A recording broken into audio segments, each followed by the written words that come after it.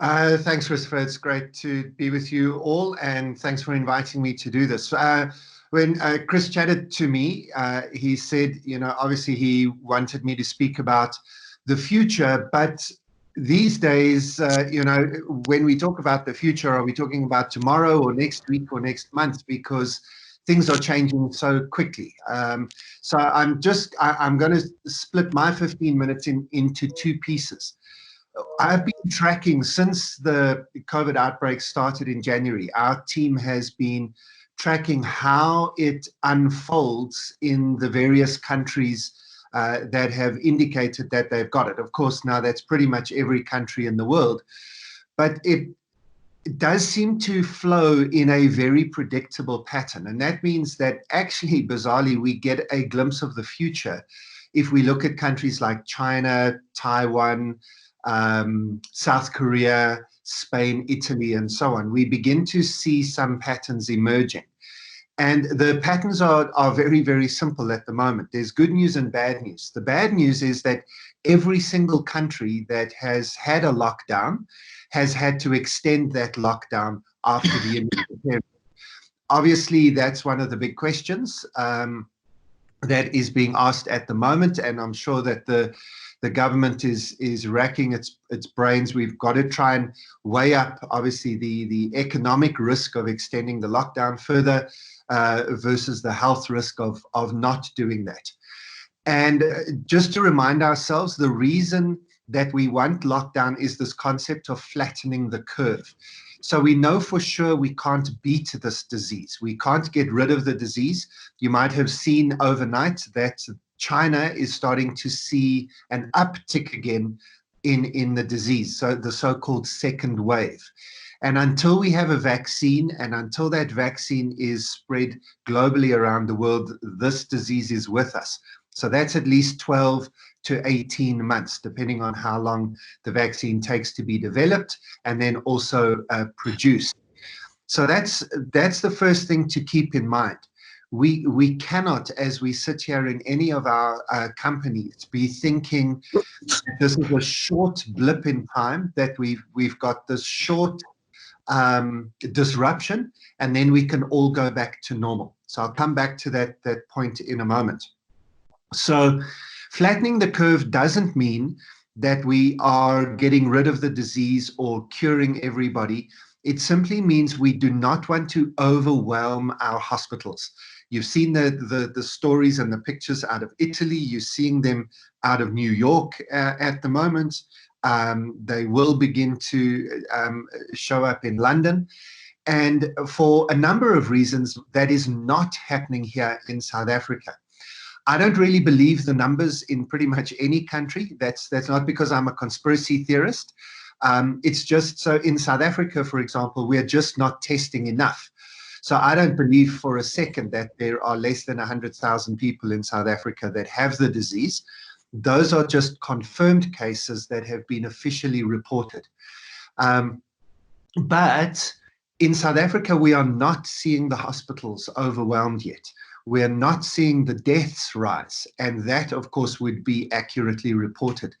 So those are the two numbers I think we need to be looking at in South Africa, the deaths, and then also hospitals and people on ventilators and people really struggling. And in both those cases, there seems to be good news in South Africa. There's a number of reasons. Alan Knott Craig has now got a viral thing going around in which he's highlighting some of this research about the vaccinations we get. I don't think anybody knows for sure yet, but the early research is that it could be that our BCG vaccinations, that we're amongst a number of countries that, it's compulsory to get them. They seem to actually make a difference. So it might be that as South Africans, we're going to be on the lower end of this virus outbreak, and that we can handle things. I'm not sure that the government is going to be confident enough that that's true by Sunday, when they will have to make a decision about extending or not extending the lockdown. So A lot is still up in the air. When, as I said, Christopher asked me to talk about the future. I mean, right now, we're all waiting for the next announcement about lockdown extension. And I just don't think we know at all what the government will do. And the government is working on not enough information to make that decision. It's a really, really tough call. If the government extends by another 2 or 3 weeks, that I think should be the default setting. Then we will obviously, by that time, we will then know whether we've been able to deal with the virus, we've been able to contain it or not. So I wouldn't expect a much longer lockdown than maybe just another 2 or 3 weeks on top of what we've got, unless the virus goes crazy. And then, of course, we can look at China, Spain, Italy. They've had to extend to 3 months. I just said no. So please, if we could all just mute if we are not talking, that'd be helpful. Just make sure you're muted on your screen. So in South Africa at the moment, as I said, we are doing quite well with this, and we wait to see what happens in the very next phase in terms of extending the lockdown. But the next consideration is to ask, what does lockdown look like when it finishes? Again, a lot of people have this picture in their heads that you announce the end of lockdown and everybody goes back to work the next day. That is just not true. So your best example is Austria this week. They announced on Monday that their lockdown would finish, and they took a very similar approach to Singapore, South Korea, and to China, the other countries that have finished lockdown. Lockdown finishing is a phased approach. So Austria announced that as of next Monday, a few or more shops and services will be deemed to be essential. I don't know if there's a joke to be made about Austrian culture here. I don't have too many Austrian good friends, but they made garden shops, hardware stores, and hairdressers essential services.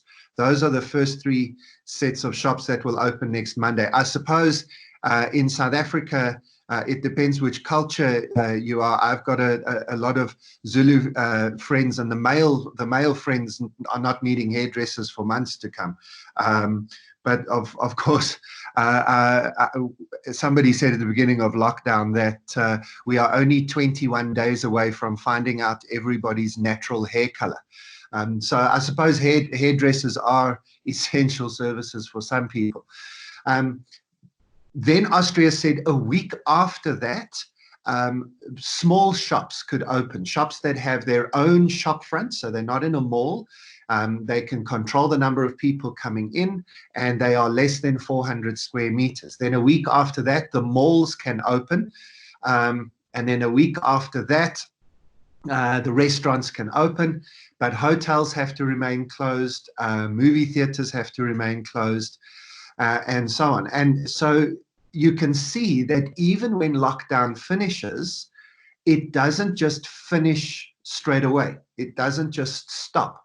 There is a phased approach to the end of lockdown. And even if your company is told you can go back to work, you as a business might need to be thinking, do we want everybody to come back to work? On this call, we've got lots of large organizations that have big office spaces where people are crammed into open space offices.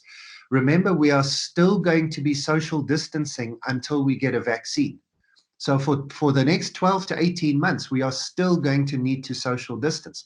You can't put people back in an office space where they are sitting at desks where they are sitting right next to each other. Call centers can't be set up the way that they're set up now. Open plan offices can't be set up the way that they set up now. So again, we need to be thinking, if we're thinking about the future, I know Chris is wanting us to think about the future after COVID, but there's still 18 months of future with COVID. And part of that has to be part of our plans, and the role of the risk manager in this process is to point this out to our people, that we're never going to, in the next 3, 4, 5, 6 months, there's no normal to go back to. You can't just go back to the office the way that some people have in their mind. We're going to have to reconfigure our offices. We're going to have to limit the number of people who are in the offices at any one time. We're going to have to continue social distancing. There may still very well be restrictions on travel between provinces. There may still very well be restrictions on flying. The aircraft might not come back for a while, and there absolutely will be restrictions on international travel. All the countries that have gone out of lockdown have maintained a 14-day quarantine requirement for incoming flights. I assume that will change in time, where you can maybe get a COVID test at the airport, or maybe if you have had COVID-19 and have recovered and can carry a letter to prove that you've recovered, you might be able to get past that quarantine. But right now, if you visit China today, you have to go into 14 days of quarantine in a state quarantine facility. I've seen the pictures of those. I wouldn't want to do that. So again, we are not going to go back to international travel in any way that we consider normal in 2020. I think that this year we will not be doing international travel, basically. And you certainly wouldn't want to travel to Spain, to Italy, to Germany, to the UK, to the US right now, would you? I wouldn't. So life after COVID still has this long period of getting through COVID. And then let's get back to that point I said I would come back to. I honestly don't believe that we will ever get back to normal. I don't believe, and this now leads to the theme of the day and setting up where some of the other speakers are going, and the focus that Christopher wants us to have for our conversations. I don't think that we can look at this COVID-19, at the lockdown period, as being just a short mini break in our normal lives, and then we get back to normal after that. I think forward-thinking people and clever people are already beginning to realize that that is not going to happen. Let me give you just a few reasons for that. We can have a little bit of a fun reason, a simplistic reason to start with, and that might be that a lot of companies have said over years, you can't work from home. I don't believe that working from home will work. And now, of course, most people have to work from home. And I think that many people will discover that they love it. That all the things that they were worried about just are not true. They work well, they enjoy it, they've been able to create a space in their house to do it. They were able to upgrade their data package, and it's all working fine. I think their bosses might discover that actually they were wrong. These people have been productive, they seem to be happy, they're working well. And now we might say, well, why are we paying rental for this big office? Or, as I said, we can't have everybody back at the office because we need social distancing at the office. So half of you have to stay at home anyway. And I wonder, you know, we're right in the middle of one of the greatest future of work experiments in human history. And what happens if it works? You know, what happens if some of the stuff we're doing now, because we are forced to do it, actually changes the way that we work? That could have huge implications for the amount of space that you need, for the rentals that you pay, for rush hour traffic, for traffic patterns, and so on.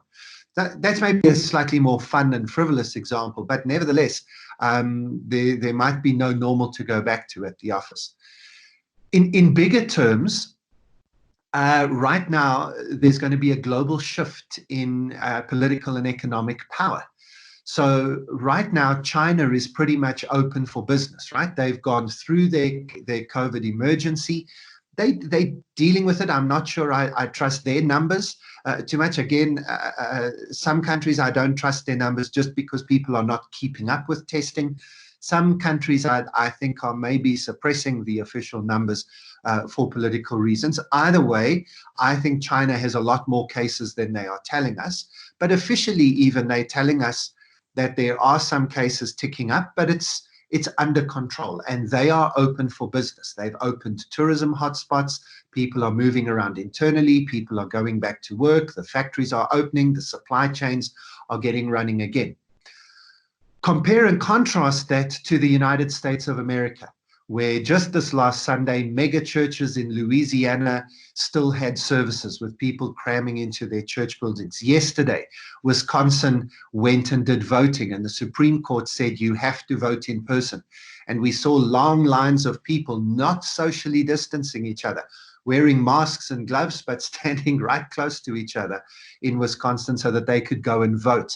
And going into voting booths where everything's just like a COVID nightmare.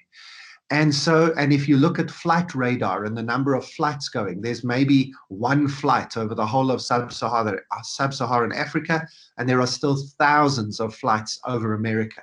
Not all of them are full. Some of them are transport planes, but there are still people moving around in America. They haven't fully locked down as a country. And as we know in South Africa, you can't lock down Sandton and then not lock down Alexandra. You can't lock down Johannesburg, but then not lock down Cape Town. We have to all lock down for the lockdown to work. And America isn't locking down yet. So America still has to go into a proper lockdown, a proper suppression. That's why they are top of the charts at the moment. And it's a world of pain ahead of them. 2, 3, 4 months of lockdown and not being able to do work, to trade, their factories will be closed. So now what happens? South Africa comes out of lockdown in a few weeks' time. We are open for business. We need imports. We need support from international suppliers. And China's open for business. America and Europe are not. As South Africans, we're not going to just sit around and wait for our old trading partners to come back online. If China's open for business, we're an entrepreneurial nation. We're going to shift to China. We have that same competitive advantage in South Africa. If we come out of lockdown before other countries, because we went into it first, well, then we get an opportunity, a once-in-a-generation opportunity to become a supplier again, to be open for business when not a lot of people are. And there is an opportunity for a new normal in terms of global politics and economics. And everything in between my two examples, my work from home example and China and America shifting their global economic powers, there are just hundreds and thousands of examples of the fact that this is not just a minor blip. This lockdown is not just everybody go home for a few weeks, then come back to the office as if we were on holiday. This is a reconfiguring, as if we had been in the World War, as if we had had an asteroid strike hit the planet, and there's just complete change to the way in which the world is set up.